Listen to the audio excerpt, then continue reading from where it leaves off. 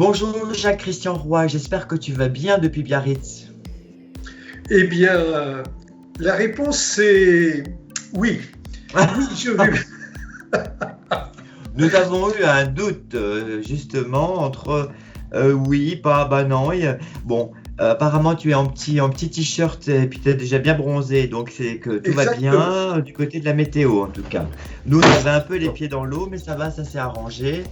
Bon, ça fait partie des saisons. Alors aujourd'hui, si tu le veux bien, on pourrait peut-être parler, Jacques, de l'actualité, mais plus particulièrement de ce qui se passe pour la justice, pour la police, pour l'armée.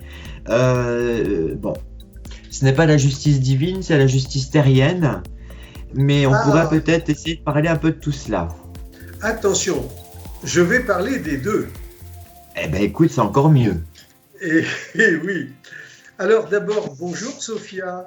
Bonjour les âmes. Salut vos âmes. Je vous rappelle que ça veut dire, pour ceux qui prennent l'émission pour la première fois, salut, c'est pas dire bonjour, c'est le verbe salvateur, c'est sauver vos âmes, suivant le comportement que vous allez adopter, suivant les compréhensions que vous allez vous donner de ce que nous disons.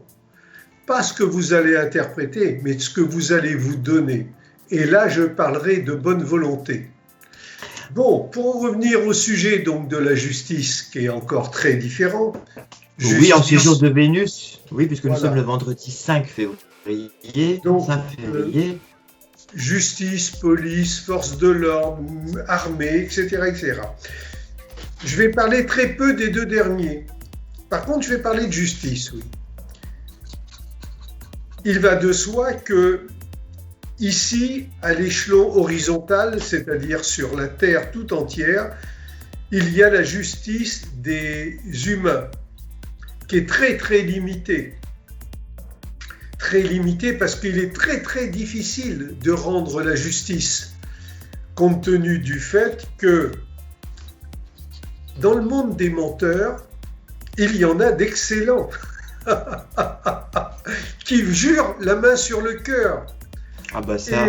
Et à partir de là, la justice est donc très difficile, très dure à rendre, sachant que toute personne qui est accusée a le droit d'être défendue par ce que vous appelez les avocats, les droits de la défense. Je parle bien sur la terre. Et ces droits de la défense donnent toute leur attention, toute leur confiance à leurs clients. Mais les clients, bien souvent étant des très grands menteurs, les avocats, les forces de la défense suivent ce que disent leurs clients. Et tout ça, ça va arriver dans des endroits où vont être rendue la justice. Bon, là après, ces endroits-là, avec le comportement de ceux qui rendent la justice, montrent qu'il n'y a pas eu beaucoup d'éveil dans les esprits et il ne fonctionne qu'en partant du principe qu'il faut impressionner et ensuite d'appliquer les lois. Donc l'humanité ne connaisse pas. Enfin, très peu, je ne parle pas à 100%, bien entendu, puisque faire de la généralité, c'est être idiot. Et je ne suis pas idiot.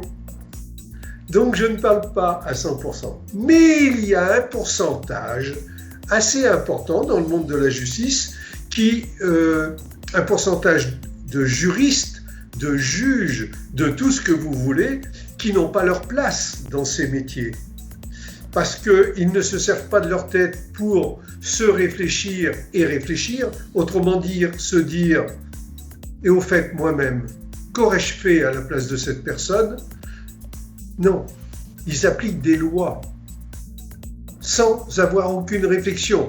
C'est ceux-là que je dis qu'ils n'ont pas leur place dans le monde de la justice. Je peux dire la même chose envers les policiers voyous, envers les douaniers voyous, envers les militaires qui sont que des violents attaquants et non pas des défenseurs, quitte à être violents. Il y a eu une vidéo que nous avons faite où j'ai parlé plus amplement des forces de l'ordre. Il est anormal que quelqu'un qui prend le parti, qui donne le sens de sa vie à défendre la veuve et l'orphelin, autrement dit, à défendre le droit. Il vaut ce qu'il vaut le droit, mais à défendre le droit et se faire insulter, voire frapper, cela est tout à fait anormal. Et ce n'est pas la faute de ceux qui frappent, ni de la faute des policiers qui vont par réaction frapper à leur tour, c'est de la faute de vos dirigeants qui commettent des erreurs monumentales, qui appauvrissent et qui rendent malheureux les peuples. C'est pas du tout pareil, hein. Donc on en revient à la justice. Donc dans le monde de la justice, il y a la justice horizontale, matérielle, là où les gens sont déguisés, vous savez, en Angleterre ils se mettent des perruques.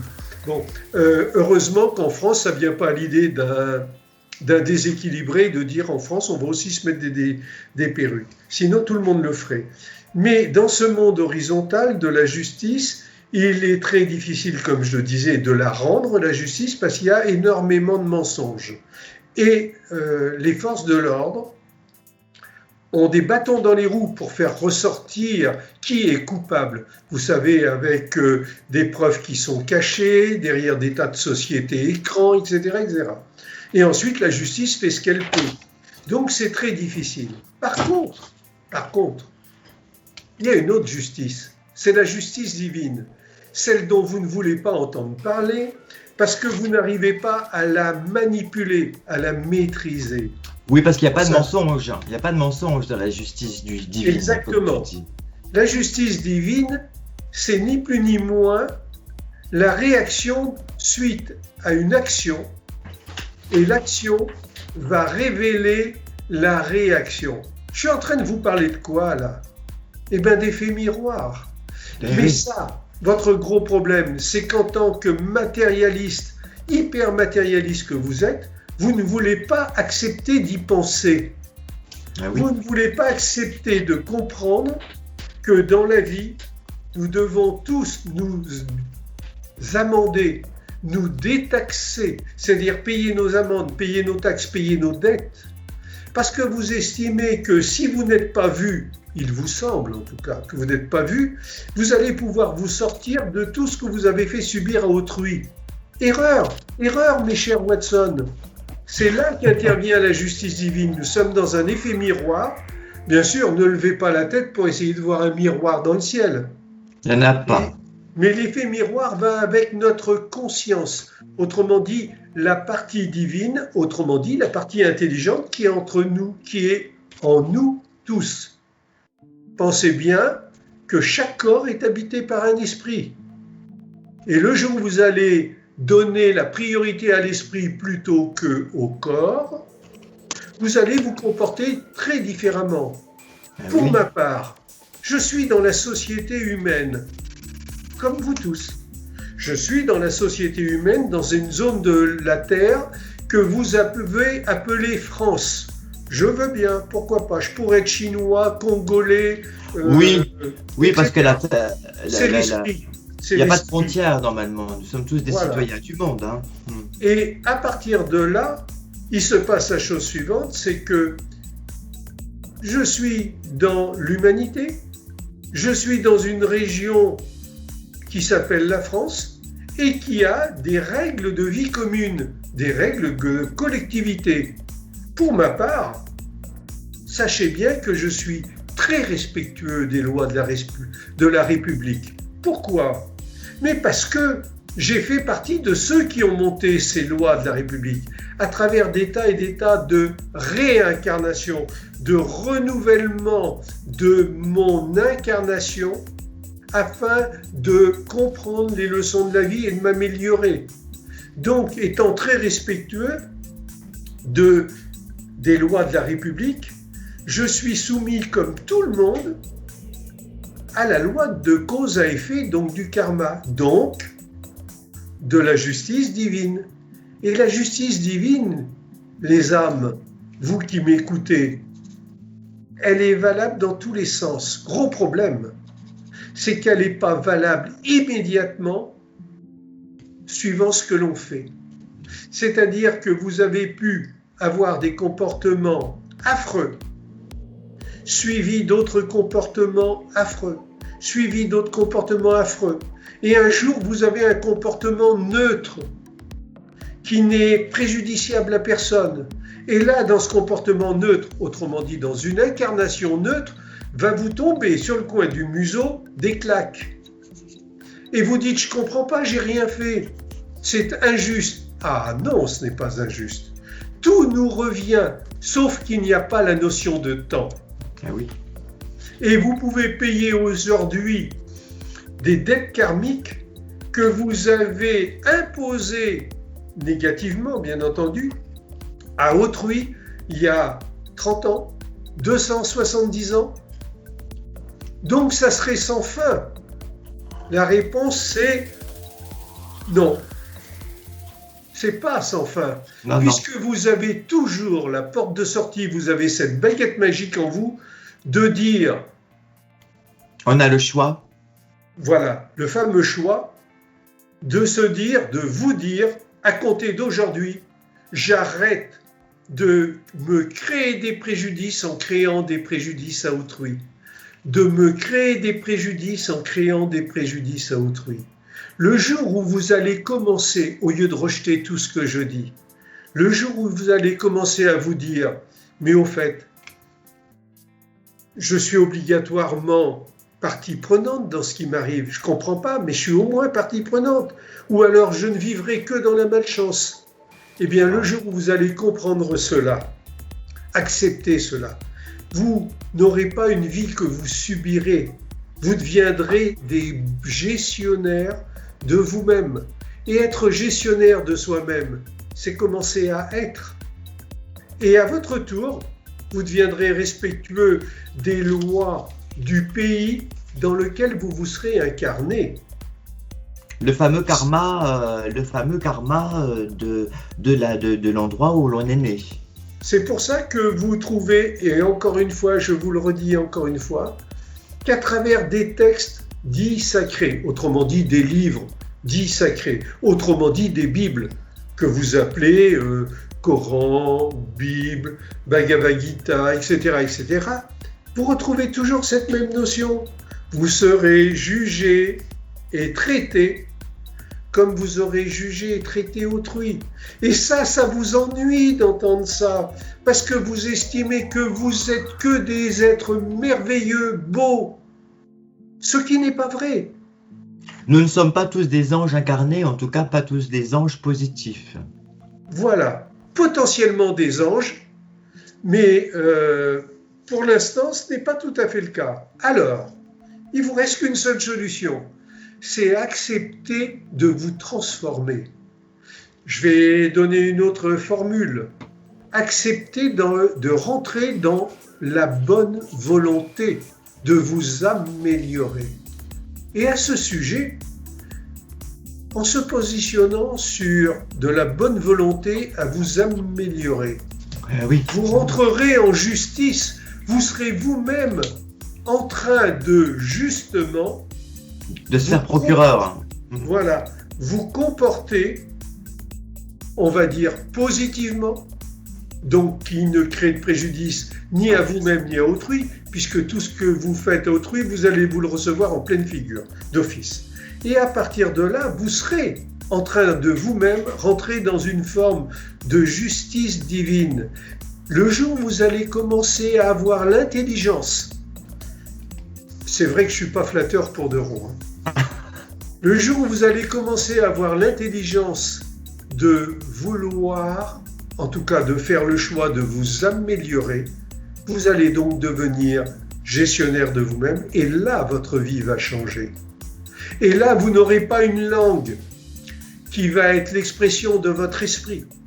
Autrement dit, vous n'aurez pas un esprit qui pensera que négativement, qui ne regardera que la poutre qui est dans, la paille qui est dans l'œil de vos voisins.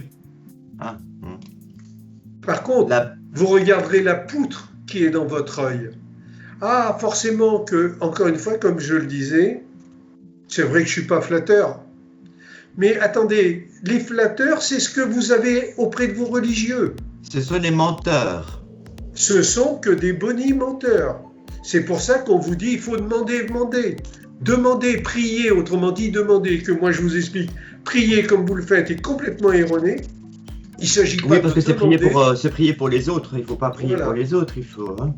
Il ne s'agit pas de demander, mais il s'agit de devenir. C'est très différent, comme votre esprit sera différent. Vous serez dans un état d'esprit différent. Donc, la justice divine, elle existe, elle est là. Le sujet, c'est quand est-ce que vous allez rentrer dans ce choix de bonne volonté envers vous-même pour vous améliorer. Et à ce sujet, je me permettrai de vous rappeler que vers le mois de juin, il y a une fête de la bonne volonté. Ça sous-entendrait qu'avant juin, il ne faut pas faire d'efforts? Non. Après juin, il ne faut plus faire d'efforts? Non. Cependant, au mois de juin, la bonne volonté est fêtée. Est fêtée par ceux qui ont envie de la fêter. Et il n'y a pas de date précise. Mais le mois de juin, c'est le début de l'été. C'est le solstice. Le fameux solstice d'été. Qu'est-ce que l'été? Mais l'été, c'est la chaleur et la lumière. La lumière et la chaleur.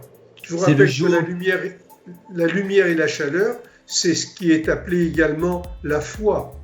Parce que sans lumière, on ne comprend pas. Et lorsque l'on comprend, on a la chaleur. Autrement dit, l'énergie de s'activer et de commencer à transformer notre vie. Vous voyez, je vous parle des justices divines et il n'y a pas besoin d'aller loin. C'est-à-dire que le mois de juin, excuse-moi Jacques, mais le mois de juin correspond au solstice d'été, c'est-à-dire que c'est la durée du jour qui est la plus longue de l'année, au contraire du solstice d'hiver, où là c'est le contraire. Et on commence à perdre des minutes de soleil en été. Alors, il faut se dépêcher. La fête de la bonne volonté, il va falloir commencer à s'y activer rapidement pour la fêter à plusieurs, se rassembler, se regrouper, parce qu'il est vrai qu'avec de la bonne volonté, la vie sur Terre devient merveilleuse, devient un paradis, parce qu'avec de la bonne volonté, au lieu de censurer, l'on va accepter de réfléchir à se remettre en cause. Voilà. Ceux qui, de par mes propos, jugent que je parle de façon mal, erronée, mettez-moi tous les qualificatifs que vous voulez, ça n'a pas d'importance pour moi parce que je ne vous écoute pas. Par contre, vous feriez peut-être bien, vous, d'entendre ce que je dis. Ah, il est vrai que volontairement, je suis provocateur. Volontairement. Mais après tout, je n'ai pas d'autre moyen pour vous éveiller, pour vous réveiller. Et ni plus ni moins, une fois éveillé, une fois réveillé, je ne vous apprendrai plus rien, puisque vous avez tout en vous. Nous avons tout en nous. Mais il faut arriver à casser ce globe, cette bulle qui est autour de vous, qui vous empêche de réfléchir par vous-même. Voilà pourquoi je vous parle comme je vous parle. Oui, enlever je crois que c'était Hélène Blavatsky qui disait qu'elle a écrit un très beau livre, c'était sur les 7 voiles d'Isis. Il faut lever les 7 voiles, les voiles de l'ignorance, justement, pour rentrer dans cette énergie première, puisqu'on parlait d'esprit, mais c'est une énergie aussi, un alignement corps, âme, esprit. Alors, je me permettrai d'attirer votre attention sur des phonétiques. Un jour, on a fait une émission où j'ai parlé très très peu de langage des oiseaux, parce que ça demanderait un temps vraiment plus long. Mais les 7 voiles de Isis, dont parlait Sophia à l'instant, c'est le chiffre 7 et c'est le nombre 11, Isis. Le 7, c'est le cycle de Saturne. Et Isis, c'est la carte 11 dans la roue de l'évolution de la vie. Pourquoi je dis 11? Parce que 11, c'est la force. Exactement. Et is, c'est la phonétique de la force. C'est pas par hasard qu'il vous a été pris, qu'il a été pris le nom d'Isis pour une personne qui a dit « Je suis Isis ». Is, 2 fois is. C'est pas par hasard non plus que Lutetia est devenue par Is. Par is. Paris, la ville de Paris. Et ainsi de suite. C'est pas par hasard qu'un pays ou un groupe humain a dit notre pays, on l'appellera Israël. C'est pas par hasard qu'au bout d'une terre très avancée en mer, il a été donné le nom de la fin de l'Istère, la Finistère, le Finistère. Vous voyez que les phonétiques et le langage des oiseaux sont très riches, mais j'ai pas le temps de vous parler de tout. C'est tellement immense. Oui, mais nous aurons le temps, justement, puisqu'on va pour 2021 essayer d'abord de développer des cahiers astrologiques, mais aussi des cahiers d'éveil qui reprendront un petit peu des thématiques de nos vidéos à travers ces petits cahiers qui seront un petit peu plus creusés. Et puis, si les personnes qui nous écoutent, qui nous regardent, ont envie d'en savoir plus sur le langage des oiseaux, par exemple, ou sur la phonétique, sur tout ça, eh bien, qu'ils nous suivent et puis qu'ils assistent à nos prochaines conférences ou nos prochains ateliers pour l'été 2021, si tout va bien. Bon, alors vous voyez, nous sommes partis de la justice horizontale terrestre et de la justice divine, verticale si vous voulez. Mais justice divine, nous en arrivons à la compréhension petit à petit du sens des responsabilités de chacun. Et je vous rappelle que la justice, c'est une chose. Avant, il y a les forces de l'ordre. Et il y a à côté des forces de l'ordre, les forces militaires. Mais elles sont là pour garantir une forme de sociabilité de la collectivité. Et elles font ce qu'elles peuvent. Faudrait plutôt regarder du côté de vos dirigeants, qui, comme tous les dirigeants, je vais me permettre de dire boiteux, ont la chance de pouvoir s'améliorer. Oui, mais qu'ils ne le font pas. Et qu'ils ne le font pas. Cependant, il faudrait que vous soyez beaucoup plus vigilants sur la façon dont vous traitent vos dirigeants. Je ne parle pas du maire du village ou d'une petite ville. Il rame comme il peut, il rame autant comme autant, il pédale comme il peut. Mais à partir d'un certain niveau, député, sénateur, oh là là là là là là, regardez, ils viennent encore de s'augmenter de 15%. Quelques euros. Oui, ça fait 15% à peu près. Hein. Bon, c'est énorme. Et ça passe comme ça, comme une lettre à la poste. Et ils osent vous regarder droit dans les yeux en prenant un air hautain, en vous disant « Mais c'est normal !» Non, c'est pas normal. Eh bien, ce sont ces êtres-là qu'il faut que vous arrêtiez. Et il faut qu'ils rendent tout ce qu'ils ont volé depuis leur jeunesse. Depuis Mathusalem. Depuis leur jeunesse. Parce que ce sont toujours les mêmes esprits, à peu près, qui se comportent comme cela. Et c'est là que doivent intervenir les forces de l'ordre et la justice. Bien sûr, en éliminant de la justice ceux qui n'ont pas leur place en tant que membres de la justice parce qu'ils sont malhonnêtes. Et la même chose dans les forces de l'ordre parce qu'il y a un pourcentage et ce pourcentage, il ne faut pas être arrangeant. Il ne faut pas faire de sentiments. Il faut faire un acte d'amour, d'élévation de leur âme en les arrêtant de s'enfoncer dans l'erreur. Alors, c'est bien qu'il y ait des gens qui attirent l'attention sur ce qui se fait d'anormal. Les gardiens de la paix, les gardiens de la paix. Exactement. Et ces êtres-là, il faut les soutenir autant comme autant.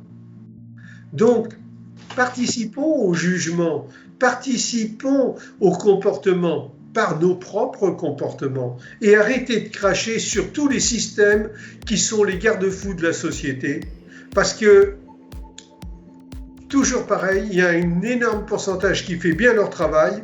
On se demande même pourquoi ceux qui font bien leur travail ne réagissent pas plus fermement envers les voyous de leur profession. Bah oui. Tu sais, une Alors, nuit, j'avais... un peu de courage dans la police, un peu de courage... Non, j'enlève. Beaucoup de courage dans la police, Voilà, beaucoup de courage dans la justice, beaucoup de courage dans les gouvernements. Quand il y a un militaire qui devient un assassin, il n'a pas à être mis à la retraite avec un grade supérieur et une solde supérieure ou une pension plus élevée. Ça, c'est tout à fait anormal. Il faut que vous réagissiez à tout ça.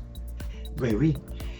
Une fois, tu sais, en parlant de l'agent de police, tout ça, une fois, j'ai rêvé, je voyais des policiers au sein de leur commissariat qui devenaient fous et qui s'entretuaient à coups de couteau. Et bien, quelques mois après, nous avons assisté à un commissariat à des gens islamiques qui sont rentrés un petit peu dans les métiers de l'État et il y en a un qui a pété les plombs et qui a tué ses collègues. Donc, est-ce que pour être policier aujourd'hui, selon la loi du karma, il n'a pas fallu être dans une autre vie un bandit? Alors, il y a deux possibilités, ou une continuité de comportement élévateur, ou avoir été dans un comportement préjudiciable à autrui, et à ce moment-là, il y a, par le fait de se retrouver de l'autre côté, une réaction de réparation. Ouais. Et ça, c'est presque, pour tous les êtres, pas à 100%. Parce qu'il y a des êtres qui sont non pas dans la réparation, mais dans la mission, et ils sont testés en permanence pour ne pas qu'ils partent trop rapidement et trop loin de travers. Alors ils sont testés, éprouvés si vous aimez mieux. Voilà. C'est vrai que nous sommes un petit peu ici sur Terre, notre esprit incarné est là pour expérimenter des choses, mais surtout pour faire évoluer sa condition humaine. Nous sommes sous des tests, exactement. Nous sommes testés. Oui, alors expérimenter, oui, à 100%. Par contre, dans l'expérimentation, il ne faut pas marcher sur la tête, c'est-à-dire qu'il ne faut pas partir de travers. Il ne faut pas se comporter autrement que dans le sens du service à autrui. Or, le fameux... D'où la fameuse... Or, le fameux « moi » en lettres majuscules, M-O-I en lettres majuscules, doit être ramené au petit « moi », c'est-à-dire à « je ». Moi, le grand moi, et il y en a eu des tas de discussions là-dessus, c'est tout simplement votre ego. Et le petit moi, autrement dit le je, c'est le responsable, c'est la responsabilité de soi-même. Et là, on n'est plus dans l'ego, mais on est dans l'être. Et il faut asservir le grand moi, tout simplement.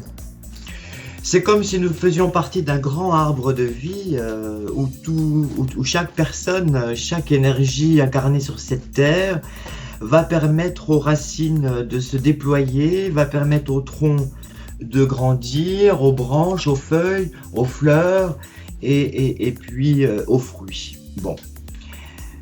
Votre gros problème, pardon Sophia, votre gros problème en fin de compte, c'est que vous n'avez pas suffisamment de foi pour comprendre que vous êtes des esprits avant d'être des corps humains.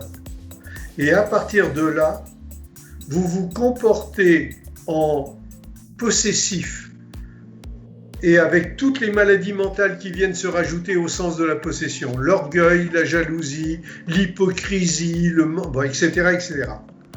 Tout. Alors que, en fin de compte, vous devez travailler pour que votre esprit prenne la priorité, prenne le devant, afin que, comme je le fais moi-même, que vous compreniez que ni rien ni personne, aucun objet, ni personne, aucun être humain ne vous a appartenu, vous appartient et ne vous appartiendra. Quand vous aurez accepté de comprendre ça, vous serez heureux d'avoir ce que vous avez, quoi que vous ayez. Et vous serez heureux si l'on vous enlève le peu que vous avez, parce que cela sera remplacé par quelque chose de mieux pour votre évolution personnelle, c'est-à-dire pour votre compréhension. J'ai déjà expérimenté tout ça, j'ai fait tout ça. J'ai eu, j'ai donné, ou alors j'ai eu, il m'a été enlevé, je n'ai pas perdu. Hein. Il m'a été enlevé, tout. La santé, les biens matériels, tout, à vivre dans la rue, à être clochard si vous aimez mieux. J'ai été comme ça. Et à partir de là, toujours dans la foi, comprendre que ce qui nous arrive, ce n'est pas une punition, c'est pour comprendre qu'il y a quelque chose de mieux pour notre évolution personnelle qui va nous être fourni. Ou pas. Si, tout le temps, parce que être dans l'acceptation, c'est être dans l'ouverture à un monde différent, nouveau et élévateur. Sachant que, et je vais terminer là-dessus, que le nécessaire suffit aux sages, pas l'artificiel, pas le superflu. Le nécessaire suffit aux sages. Et quand on n'a plus rien et qu'on n'a que le nécessaire pour vivre, même pas une brosse à dents pour se laver les dents tous les jours, même toutes les semaines, eh bien, quand on a l'intelligence de comprendre ce que je viens de dire, et tout le monde est potentiellement intelligent, eh bien, on garde le sourire, la politesse, et l'on prend soin de soi. Être habillé avec des vêtements qui sont affreux, et alors, du moment qu'on les entretient propres. Et pour ça, la société nous permet quand même d'avoir des vêtements propres. Alors, oui, mais la société nous formate un petit peu dans quelque chose de l'image. Il faut avoir des belles tenues, il faut avoir des belles coupes de cheveux, il faut avoir des belles dents, il faut avoir des beaux ongles. Tu sais, on est dans une société maintenant qui est très basée sur l'apparence, malheureusement, et l'apparence, ce n'est pas l'authenticité. Mais en même temps, on est obligé, comme tu dis, pour respecter les autres, de bien se présenter. C'est aussi ça l'intelligence, c'est pas pour soi, c'est surtout pour le regard des autres, voilà. Eh bien, Sophia, je ne suis absolument pas d'accord avec toi. Ah, bah écoute, c'est bien ça. Non, parce que tu dis, pour la société, on est obligé. Non. Non, pas obligé. Mais... Quand tu ouvres la bouche, si ce que tu dis, si qui que ce soit, quand il ouvre la bouche, parle avec sagesse, on écoute. Et on commence à entendre très rapidement. C'est pas la majorité, certes, mais il y a toujours quelqu'un qui entend. Et regarde tous ceux qui s'habillent très bien, mais qui disent ânerie sur ânerie dès qu'ils ouvrent la bouche, on n'a qu'une envie, c'est de les tristesse. Si on est faible, lâche et hypocrite, on rit avec eux. Oui. Mais on pense complètement du négatif d'eux. Parce qu'on sait qu'on a affaire à des êtres très petits qui se comportent très mal et qui sont sots de montrer à tout le monde qu'ils se comportent très mal. Sachant que tout ce que nous faisons, nous allons devoir le supporter et le vivre à notre tour. Ça, c'est de la justice divine. Peut-être que justement ce coronavirus, il est peut-être là aussi pour nous montrer à quel point nos limitations, nos saturations dans nos existences, et qu'il va bien falloir aller chercher de la foi pour pouvoir continuer à mettre sur pied ces projets, à pouvoir continuer à vivre. Mais alors là, Sophia, ce que tu viens de dire, eh bien, je suis entièrement d'accord avec toi. Alors, on applaudit, c'est super. Quelle chance, quel bol tu as. Mais aussi, oui, c'est peut-être un mal pour un bien sur tout ça. Enfin bon, je pense qu'on... Voilà, nous avons parlé de la justice divine et j'ai glissé doucement à l'intérieur de l'émission le mois de juin est la fête de la bonne volonté. Ah oui. Alors mettez donc ça sur pied, participez donc à mettre en place une forme de souhait, démontrer, penser, c'est bien mais insuffisant, il faut faire. Souhait, démontrer de bonne volonté, en commençant toujours pareil à avoir l'esprit à faire du bien autour de soi et en vous. Parce que si vous êtes pauvre de bien, vous ne pouvez pas le donner aux autres. Vous êtes dans une illusion. C'est ça, vos fameux sentiments religieux. Alors, mettez-vous en ordre de marche. Mettez-vous en ordre de marche. Parce que l'ordre divin, ça existe. Ça veut dire simplement faire un choix et s'y tenir. Sur ce, je vous salue, les âmes. Prenez soin de vous, acceptez de vous mettre devant des miroirs et arrêtez de tricher avec vous-même. Et ne faites pas comme Narcisse. Et ne faites pas comme Narcisse qui se noie dans son image. Bon, très juste. Et écoutez et réécoutez, tiens, cette chanson de Florent Pagny, Savoir aimer. Ah, oui. Parce qu'elle est totalement juste. Là, vous êtes dans un culte de l'intelligence dans cette chanson. Ça sous-entend qu'à l'inverse de cette chanson, vous êtes dans un culte de l'idiotie matérialisée. Sur ce... Oui, c'est-à-dire qu'on marche à côté de ses pompes, sinon. Exactement. Sur ce, Sophia, je te donne mon bonjour. Ben oui. Profites-en, je le donne. Je vous salue tous et merci. À bientôt. Merci Jacques, Christian, et puis merci à tous nos amis internautes qui nous suivent, qui nous regardent, qui nous écoutent. N'hésitez pas à mettre un petit j'aime si vous avez aimé, ou alors un j'aime pas si vous n'avez pas aimé. En tout cas, le libre-échange est sur cette chaîne YouTube de mise. Voilà. Les légumes sont les bienvenus. Bon, je pense aux tomates. Les coquillages et les crustacés, alors tu nous enverras des bonnes petites langoustines. Tiens. Allez, on vous embrasse. Et à bientôt. À bientôt. On vous embrasse. Au revoir. Courage. Au revoir, Sophia. Au revoir, Jacques.